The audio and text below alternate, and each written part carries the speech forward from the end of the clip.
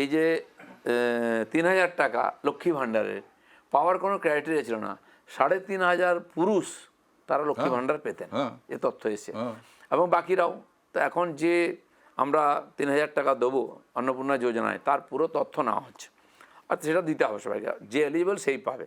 ঠিক সেরকম বাড়ির ব্যাপারে এবং বাকি সমস্ত সুবিধা যেগুলো কেন্দ্র সরকারের দেওয়া হচ্ছে বা রাজ্যের, তার পাওয়ার জন্য আবার রিভিউ হবে, সার্ভে হচ্ছে। কারণ এতে 50% লোক ওই 91 লক্ষ যারা কাটা গেছে আইসিআরে, তারা আছে, সেইটা পুরো রিভিউ হচ্ছে, দেওয়া শুরু হয়ে যাচ্ছে। যেমন যেমন নাম আছে, যেমন 28 লক্ষের বেশি মহিলাকে সেদিন মুখ্যমন্ত্রী দিয়ে দিয়েছেন 3,000 টাকা করে অন্নপূর্ণা যোজনা। তো এই যারা ভোটার লিস্ট থেকে বাদ গেছে এবং আরও কিছু লোক আছে, এদেরকে এই সমস্ত সুবিধা থেকে আলাদা করা হবে। আর তারপরে আরও অতটা প্রায় 25-30 লক্ষ লোক যারা এলিজিবল পাননি, তাদেরকে যুক্ত করা হচ্ছে। সেখানে বিশেষ বাজেট না বাড়িয়েও আমরা এই লোকগুলোকে সুবিধা দিতে পারবো।